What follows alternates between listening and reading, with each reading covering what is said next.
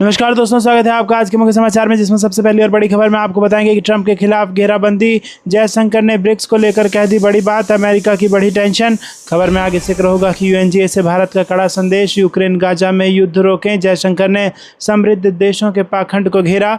खबर में आगे जिक्र होगा कि पीओके में कुछ बड़ा होने वाला है, एक्शन कमेटी के लॉकडाउन की घोषणा से हलचल, मुनीर आर्मी दबा देगी आंदोलन। खबर में आगे जिक्र होगा कि नीतीश के कैश फैक्टर प्लान ने उड़ाई लालू यादव की नींद, बीजेपी को फायदे की उम्मीद ताकते रह गए तेजस्वी यादव।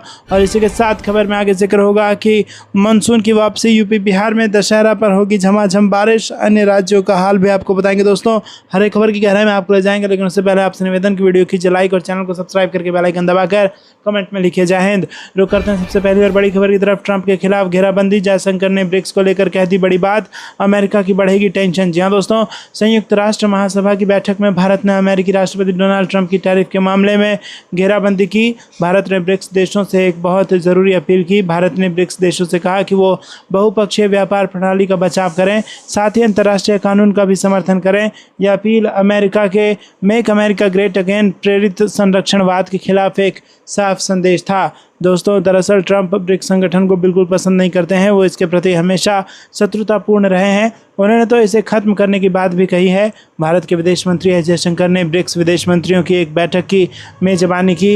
ये बैठक यूएनजीए के मौके पर हुई थी और इस बैठक में उन्होंने अमेरिका का नाम सीधे तौर पर नहीं लिया, लेकिन उनका इशारा बिल्कुल साफ था। वहीं दोस्तों, आपको बता दें कि ट्रंप ने ब्रिक्स के लगातार बढ़ते विस्तार को अमेरिका के आर्थिक प्रभुत्व के लिए खतरा बताया। उन्होंने ये भी कहा कि ये डॉलर की भूमिका के लिए भी खतरा है। ट्रंप ने ब्रिक्स देशों को धमकी दी है। उन्होंने कहा कि अगर वो डॉलर से दूर जाने की कोशिश करेंगे तो उन पर 100% टैरिफ लगाया जाएगा। रुक करते हैं अगली ब्रेकिंग न्यूज़ की तरफ। यूएनजीए से भारत का कड़ा संदेश, यूक्रेन गाजा में रोके युद्ध, जयशंकर ने समृद्ध देशों के पाखंड को घेरा। जी हाँ दोस्तों, आपको बता दें कि भारत ने शनिवार को यूक्रेन और गाजा में जारी शत्रुता को तुरंत समाप्त करने का आह्वान किया और शांति बहाल करने में सहायक किसी भी पहल का समर्थन करने की बात दोहराई। विदेश मंत्री एस जयशंकर ने संयुक्त राष्ट्र महासभा के 80वें सत्र की आम बहस को संबोधित करते हुए ये बात कही। जयशंकर ने कहा कि हम में से प्रत्येक के पास शांति और समृद्धि में योगदान देने का अवसर है। संघर्षों के मामले में विशेष रूप से यूक्रेन और गाजा में जो सीधे तौर पर शामिल नहीं हैं, उन्होंने भी इसका प्रभाव महसूस किया है। जयशंकर ने प्रतिष्ठित संयुक्त राष्ट्र महासभा हॉल से विश्व नेताओं को संबोधित करते हुए कहा कि जो देश सभी पक्षों को शामिल कर सकते हैं, उन्हें समाधानों की तलाश में आगे आना चाहिए। उन्होंने किया कि भारत शत्रुता समाप्त करने का आह्वान करता है और शांति बहाल करने में मददगार किसी भी पहल का समर्थन करेगा। विदेश मंत्री ने इस बात पर जोर दिया कि यूक्रेन और पश्चिमी एशिया में चल रहे 2 बड़े संघर्षों के अलावा कई अन्य महत्वपूर्ण मुद्दे तो खबरों में भी नहीं आ पाते। रुक करते हैं अगली ब्रेकिंग न्यूज़ की तरफ। पीओके में कुछ बड़ा होने वाला है, एक्शन कमेटी के लॉकडाउन की घोषणा से हलचल, मुनीर आर्मी दबा देगी आंदोलन। जी हाँ दोस्तों, पाकिस्तान के कब्जे वाले जम्मू कश्मीर में लोगों के गुस्से और प्रदर्शनों से तनाव बढ़ता जा रहा है। नीलम वैली पब्लिक एक्शन कमेटी के नेता शौकत नवाज मीर ने जनता की मांगों को लेकर क्षेत्र को पूरी तरह से बंद करने की घोषणा की है। एक तरफ पीओके के लोगों ने सोमवार की लॉकडाउन से पीछे नहीं हटने की बात कही है, तो वहीं दूसरी ओर पाकिस्तान सरकार और सेना इस आंदोलन को बलपूर्वक कुचलने के लिए तत्पर दिख रही है। सुरक्षा बलों ने फ्लैग मार्च करते हुए क्षेत्र में दहशत फैलाने की कोशिश की है। रुक करते हैं अगली ब्रेकिंग न्यूज़ तरफ। नीतीश के कैश फैक्टर प्लान ने उड़ाई लालू यादव की नींद, बीजेपी के फायदे की उम्मीद ताकते रह गए तेजस्वी यादव। जी हाँ दोस्तों, चुनाव से पहले एक बड़ी घोषणा करते हुए बिहार की एनडीए सरकार ने वित्तीय सहायता के माध्यम से राज्य भर की महिलाओं को सशक्त बनाने के उद्देश्य से मुख्यमंत्री महिला रोजगार योजना की शुरुआत की। इस योजना के तहत चुनावी राज्य की 75 लाख महिलाओं को स्वरोजगार और आजीविका गतिविधियों को बढ़ावा देने के लिए 10-10 हज़ार रुपये मिले हैं। चुनाव से ठीक पहले शुरू की गई इस योजना की तुलना अन्य राज्यों में अन्य प्रतिद्वंदियों पर मतदाताओं का समर्थन बढ़ाने के लिए अपनाई गई इसी तरह की राजनीतिक रणनीतियों से की जा रही है। एनडीए सरकार की नवीनतम पहल मतदाताओं को लाभ पहुंचाएगी या नहीं, ये अनिश्चित है, लेकिन ये स्पष्ट रूप से संकेत देता है कि सत्तारूढ़ गठबंधन आगामी चुनावों में महिलाओं के वोट हासिल करेगा। रुक करते हैं अगली ब्रेकिंग न्यूज़ की तरफ। मानसून की वापसी, यूपी बिहार में दशहरा पर होगी झमाझम बारिश। जी हाँ दोस्तों, आपको बता दें कि मानसून की वापसी के साथ ही राजधानी दिल्ली, उत्तर प्रदेश, राजस्थान, बिहार समेत कई राज्यों में उमस भरी गर्मी ने लोगों को बेहाल कर दिया है। भारत मौसम विभाग के अनुसार एक सुस्पष्ट कम दबाव क्षेत्र पश्चिम विदर्भ और उससे सटे उत्तर मध्य महाराष्ट्र के ऊपर बना हुआ है। इसके प्रभाव से कोंकण, मध्य महाराष्ट्र और गुजरात राज्य में कुछ स्थानों पर 28 सितंबर से 1 अक्टूबर के दौरान भारी से बहुत भारी वर्षा होने की संभावना है। आईएमडी ने बताया कि दक्षिण पश्चिम मानसून की वापसी जारी है। मानसून की वापसी रेखा अभी भी गुजरात के वेरावल, भरूच, उज्जैन, झांसी और शाहजहांपुर से गुजर रही है। वहीं 28 से 30 सितंबर तक पूर्वी और मध्य भारत में मानसून फिर से सक्रिय हो सकता है। दोस्तों, आपको बता दें कि भारत मौसम विभाग के लेटेस्ट अपडेट के अनुसार दिल्ली में 28 व 29 सितंबर को आसमान में आंशिक रूप से बादल छाए रहेंगे। दिल्ली एनसीआर में 30 सितंबर और 1 अक्टूबर को हल्की बूंदाबांदी हो सकती है और इस दौरान अधिकतम तापमान 36 से 38 डिग्री तक रह सकता है। रुक करते हैं अगली ब्रेकिंग न्यूज़ तरफ। आस्था चौराहे पर प्रदर्शन करने की वस्तु नहीं, सीएम योगी बोले गजवाए हिंद हिंदुस्तान की धरती पर नहीं होगा। जी हाँ दोस्तों, यहाँ पर आपको बता दें कि उत्तर प्रदेश में उपद्रव करने वालों को मुख्यमंत्री योगी आदित्यनाथ ने कड़ी चेतावनी दी। सीएम ने बलरामपुर में कहा कि कुछ लोगों को शांति और विकास अच्छा नहीं लगता है। लातों के भूत बातों से नहीं मानते हैं। इनको लगता है कि सरकार अब भी इनके सामने झुक करके काम करेगी। गद्दारों और देशद्रोहियों के प्रति सरकार जीरो टॉलरेंस के साथ काम करेगी। मुख्यमंत्री योगी आदित्यनाथ ने कहा कि हमारी संवेदना हर उस नागरिक के साथ है जो भारत को भारत माता के रूप में सम्मान देता है, भारत की परंपराओं और संस्कृति का सम्मान करता है।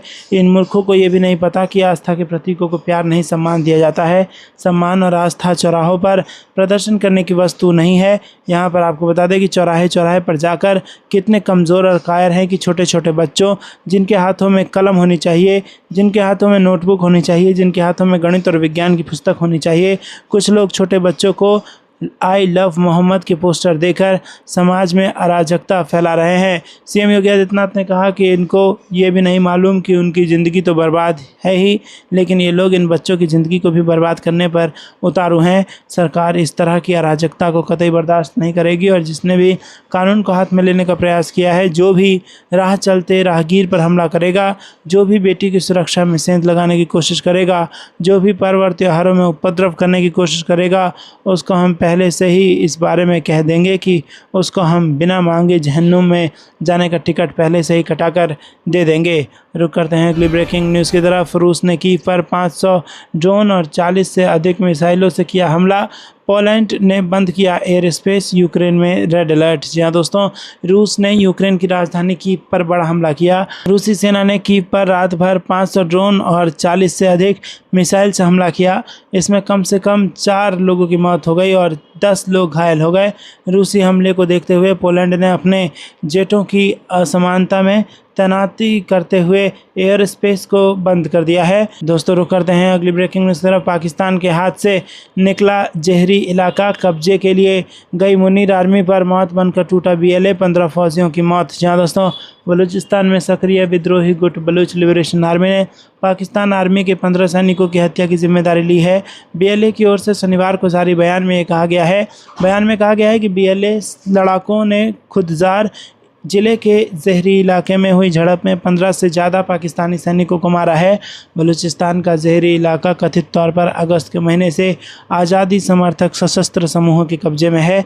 पाकिस्तान की सेना इस पर नियंत्रण के लिए कोशिश कर रही है और इसके चलते उसकी बलूच लड़ाकों से झड़पें हो रही है। दोस्तों, रुक करते हैं अगली ब्रेकिंग न्यूज़ की तरफ। आरएसएस के 9 साल पूरे होने से पहले बोले पीएम मोदी, कहा निस्वार्थ सेवा की भावना और अनुशासन संघ की असली ताकत। जहाँ दोस्तों, आपको बता दें कि स्वयंसेवक संघ के 100 वर्ष पूरे होने से पहले प्रधानमंत्री नरेंद्र मोदी ने रविवार को कहा कि निस्वार्थ सेवा की भावना और अनुशासन का पाठ ही संघ की असली ताकत है और इसके असंख्य स्वयंसेवकों के हर कार्य में राष्ट्र प्रथम को प्राथमिकता दी जाती है।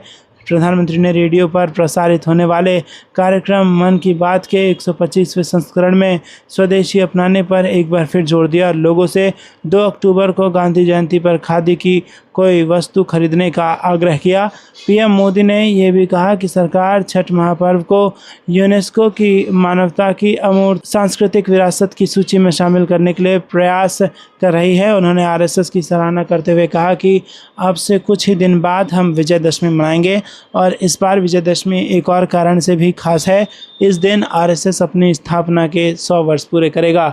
रुक करते हैं अगली ब्रेकिंग न्यूज़ की तरफ। सीएम नीतीश से मिले धर्मेंद्र प्रधान। एनडीए में सीट शेयरिंग पर सियासी हलचल हुआ तेज। जी हाँ दोस्तों, यहाँ पर बिहार विधानसभा चुनाव से पहले एनडीए की रणनीति तेज हो गई है।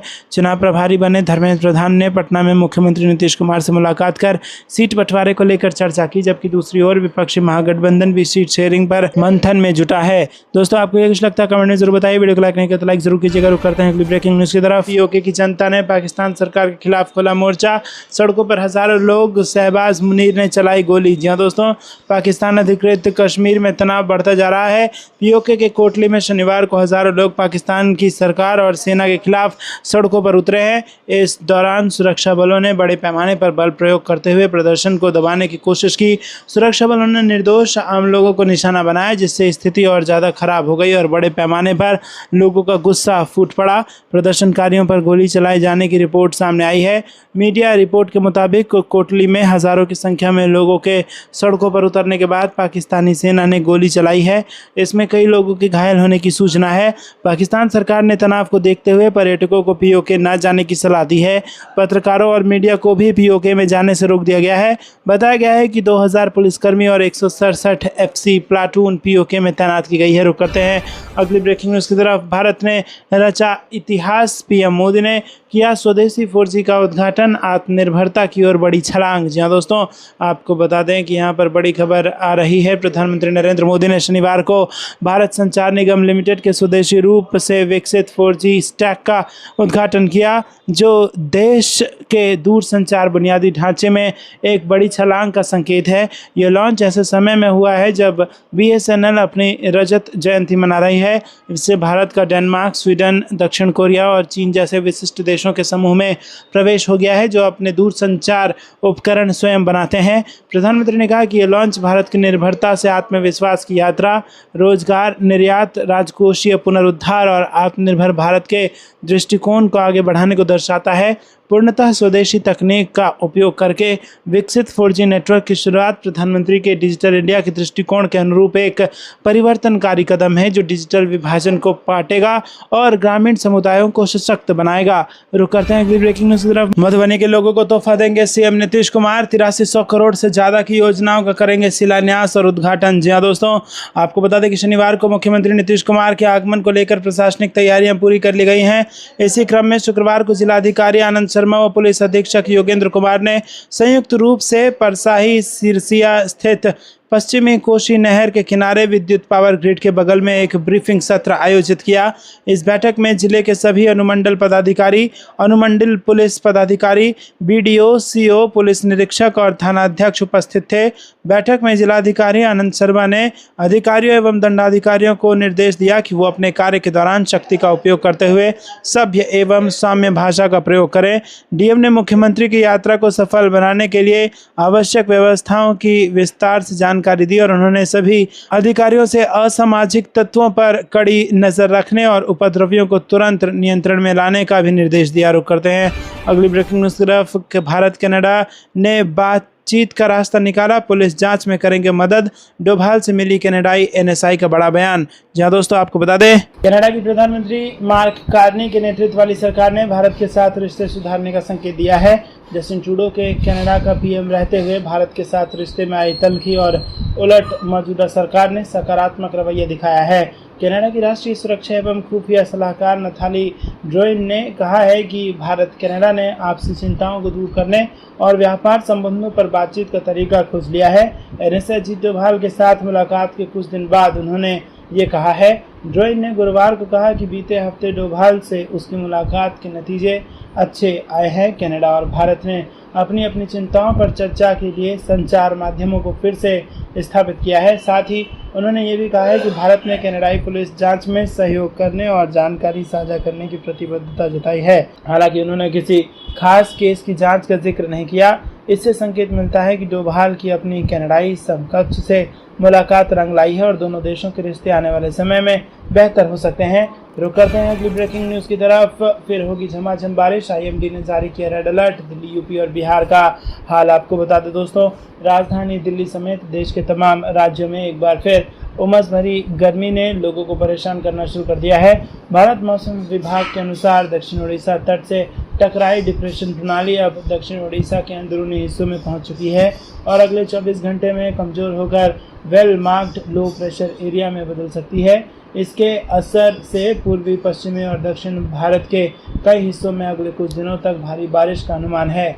आईएमडी के लेटेस्ट अपडेट के अनुसार वर्षा की गतिविधि में वृद्धि के साथ भारी से बहुत भारी वर्षा होने की संभावना है।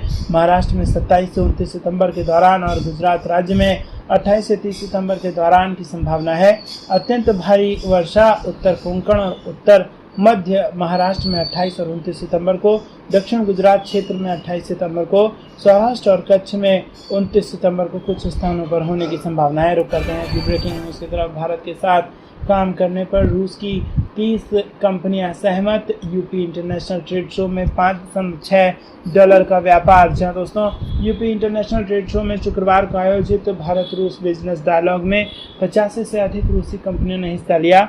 इस दौरान यूपी के सूक्ष्म, लघु एवं मध्यम उद्यम, खादी, हथकरघा और वस्त्र मंत्री राकेश सचान ने कहा कि ट्रेड शो दोनों देशों के रिश्तों को नई ऊंचाई देने वाला साबित होगा। अमेरिकी टैरिफ का तोड़ निकालने के लिए दोनों देश कारोबार बढ़ाने को तैयार है। माना जा रहा है कि ट्रंप टैरिफ के बीच बड़ी संख्या में भारतीय कंपनियां रूस को घरेलू उत्पाद का निर्यात करेंगी। शिक्षा के क्षेत्र में भी भारत और रूस आपस में बड़े सहयोग की तलाश में है। डायलॉग का उद्घाटन यूपी के अपर मुख्य सचिव आलोक कुमार ने किया। इस अवसर पर इन्वेस्ट यूपी पर आधारित शॉर्ट मूवी भी दिखाई गई। रुक करते हैं अगली ब्रेकिंग न्यूज की तरफ। मौलाना तौकीर रजा समेत 8 लोगों को पुलिस ने भेजा जेल, 40 अरेस्ट, 2000 पर एफआईआर। बरेली बवाल पर बड़ा एक्शन। जी दोस्तों, यूपी के बरेली में हुई हिंसा के मामले में इत्तेहाद मिल्लत काउंसिल के प्रमुख मौलाना तौकीर रजा को पुलिस ने गिरफ्तार कर लिया है। एक दिन पहले यानी शुक्रवार को जुमे की नमाज के बाद भारी बवाल हुआ था। बरेली की अल हजरत दरगाह के आसपास मुस्लिम समुदाय के कुछ लोग आई लव मोहम्मद के पोस्टर लेकर उतरे। देखते ही देखते ये विरोध प्रदर्शन हिंसक टकराव में बदल गया। प्रदर्शनकारियों ने पुलिस पर पत्थरबाजी की, जिसके बाद पुलिस को लाठीचार्ज करना पड़ा। बरेली के एसएसपी ने बताया कि हिंसा के मामले में कुल 10 एफआईआर दर्ज की गई है, जिनमें से कोतवाली थाने में 5, बरादली में 2, प्रेमनगर में 1 और कैंट में 1 एफआईआर दर्ज है। पुलिस ने अब तक 8 लोगों को गिरफ्तार किया है और कुल 39 लोगों को हिरासत में लिया है। मौलाना तौकीर रजा के खिलाफ कुल 7 एफआईआर दर्ज है। बरेली हिंसा में कुल 22 पुलिसकर्मी घायल हुए हैं। दोस्तों, रुक करते हैं ब्रेकिंग न्यूज़ की तरफ। अमित शाह ने बिहार चुनाव जीतने का बना लिया प्लान, तैनात कर दिए स्पेशल 45। जी हाँ दोस्तों, बिहार विधानसभा चुनाव की घोषणा होने वाली है। ऐसे में बीजेपी ने भी अपनी तैयारियां तेज कर दी हैं। हाल ही में बीजेपी ने अपने चुनाव प्रभारी और सह प्रभारियों की घोषणा कर दी है और उन्होंने गृह मंत्री अमित शाह के साथ पार्टी के कोर ग्रुप के नेताओं के साथ बैठक करके काम भी शुरू कर दिया है। इसके अलावा पार्टी ने अलग अलग राज्यों में 45 नेताओं को भी बिहार भेज दिया गया है। इन नेताओं को विधानसभा चुनाव में बड़ी जिम्मेदारी दी गई है। बिहार विधानसभा चुनाव की सुगबुगाहट के बीच बीजेपी पटना में एनडीए की अहम बैठक है। पार्टी ने इस बार बूथ स्तर तक मजबूत नेटवर्क खड़ा करने के साथ साथ विधानसभा और लोकसभाओं में भी पार्टी का सिस्टम मजबूत करने के लिए देश भर से 45 नेताओं की एक टीम मैदान में उतार दिया है। रुक करते हैं ब्रेकिंग न्यूज़ की तरफ। चीन पाकिस्तान सीमा पर तैनात होगा अनंत शस्त्र। एयर डिफेंस मिसाइल सिस्टम के लिए 30,000 करोड़ का टेंडर। जी हाँ दोस्तों, भारतीय सेना ने हवाई रक्षा को मजबूत करने के लिए बड़ा कदम उठाया है। पाकिस्तान और चीन सीमाओं पर हवाई खतरों से निपटने के लिए 5 से 6 regiment Anant Shastra surface to air missile system खरीदने का टेंडर जारी किया गया है। ये system defence research and development organisation ने विकसित किया है। इससे पहले quick reaction surface to air missile इसे कहा जाता था। इस प्रोजेक्ट की अनुमानित लागत करीब 30,000 करोड़ रुपए है। सेना के अधिकारियों ने यहाँ पर बताया कि ये सिस्टम ऑपरेशन सिंदूर के दौरान पाकिस्तानी ड्रोन हमलों को रोकने में अहम भूमिका निभा चुका है। आपको कैसा लगता है दोस्तों, कमेंट में जरूर बताइए। वीडियो को लाइक नहीं किया तो लाइक जरूर कीजिएगा। रुक करते हैं ब्रेकिंग न्यूज़ की तरफ। ट्रंप का गजब खेल, टिकटॉक डील पर किए साइन, लेकिन चीन का नहीं अमेरिका का होगा कंट्रोल। जी हाँ दोस्तों, लंबे समय से टिकटॉक को लेकर चीन और अमेरिका के बीच होने वाली डील पर सभी की नजरें थी। अब सभी प्रकार के संशय से पर्दा उठ गया है। अमेरिकी राष्ट्रपति ने गुरुवार को अमेरिका में चीनी सोशल मीडिया प्लेटफॉर्म टिकटॉक के भविष्य को पक्का कर दिया। अमेरिका अमेरिका और चीन के बीच इस प्लेटफॉर्म को लेकर डील हो गई है। ट्रंप के हस्ताक्षर के बाद चीन के इस सोशल मीडिया ऐप पर अमेरिका में इसे चलाने की जिम्मेदारी अमेरिकी निवेशकों की हो गई है। वहीं इसके अमेरिका वर्जन पर भी पूरा अधिकार अमेरिका का ही होगा। दोस्तों, आपको बता दें कि गुरुवार को डोनाल्ड ट्रंप ने इस ऐतिहासिक डील पर साइन करने के बाद कहा कि हमारे देश के युवा यही चाहते थे और ये हमारे युवाओं के लिए काफ़ी अच्छा है। गुरुवार को व्हाइट हाउस में 14 मिलियन की इस खरीद के आदेश पर हस्ताक्षर करते हुए डोनाल्ड ट्रंप ने कहा कि ये काफ़ी दिलचस्प है कि मैंने राष्ट्रपति शी जिनपिंग के साथ हुए इस मुद्दे पर काफ़ी अच्छे से बात की। मेरे मन में शी जिनपिंग को लेकर काफ़ी सम्मान है और इसी के साथ उन्होंने कहा कि मुझे उम्मीद है कि जिनपिंग भी मेरे सम्मान करते हैं। रुक करते हैं अगली ब्रेकिंग न्यूज़ की तरफ। पीएम मोदी पुतिन की यूक्रेन पर वार्ता और यूएस टैरिफ पर नाटो चीफ के दावे की निकली हवा। भारत ने कहा गलत और निराधार। जी हाँ दोस्तों, अमेरिका के राष्ट्रपति डोनाल्ड ट्रंप की नोबेल पुरस्कार पाने की लालसा इतनी अधिक बेकाबू हो गई है कि वो इसके लिए कुछ भी करवाने को तैयार हैं। प्रधानमंत्री नरेंद्र मोदी और रूस के राष्ट्रपति व्लादिमीर पुतिन के बीच यूक्रेन युद्ध को लेकर पिछले कुछ दौर में फ़ोन और आमने सामने की हुई वार्ताओं को नाटो चीफ मार्क रूट द्वारा अमेरिकी टैरिफ के दबाव का नतीजा बताना ट्रंप की इसी कोशिश का नतीजा महसूस होता है।